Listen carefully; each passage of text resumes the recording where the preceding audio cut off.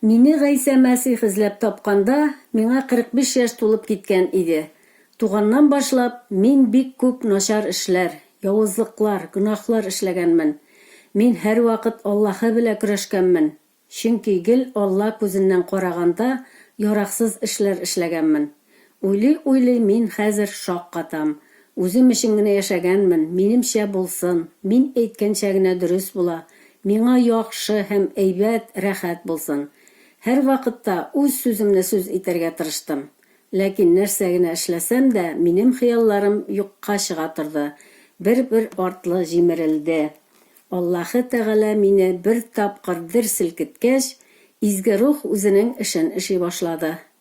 Гайса Мәсих һәм изге рух минем күзләремне ачты, колагымны ишеттерде, йөрәгемә ул үзенең җылысын өрде.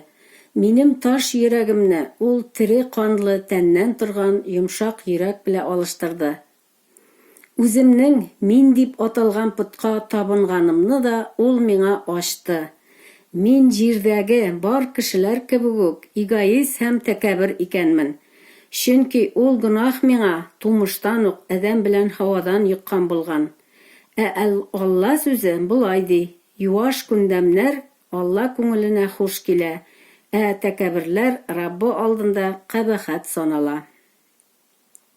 Тәүбә итеп, гөнаһларымны калдырып, Гайсәне йөрәгемә кабул иткәч, ул минем элекке, хәзерге һәм алдагы гөнаһларымны да юып чистартты, һәм бүтән алар турында искә алмам диде. Гайса Мәсих үзенең сүзе аша мине өйрәтә башлады. Мин әле камил түгел, минем усаллыгым да, катылыгым да тупас итеп җавап бирүем дә вакыты белән килеп чыгалар. Миңа алар өчен оят. Шулай да мин Гайсәгә охшарга тырышам. Якыннарымны яратырга, мәрхәмәтле, игелекле булырга, сүземне уйлап әйтергә, туганнарымны, дусларымны, имандашларымны рәнҗетмәскә өйрәнәм.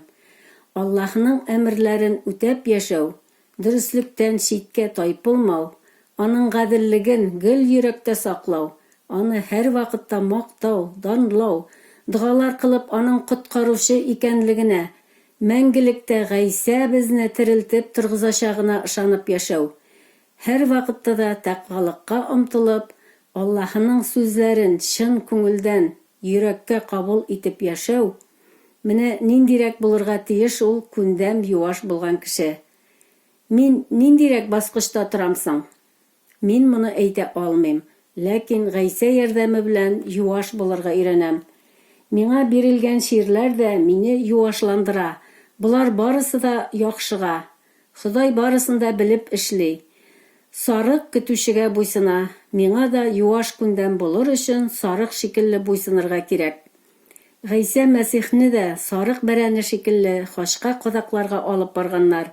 Ул бер сүзсез риза булып безнең гөнаһларыбызны үз өстенә алып үлгән һәм 3 көннән соң терелеп торган, безне аклап мәңгелек тормышка алып барыр өчен.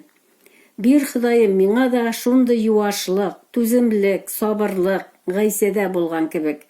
Мин әле өйрәнәм генә һәм үлгәнче өйрәнәчәкмен.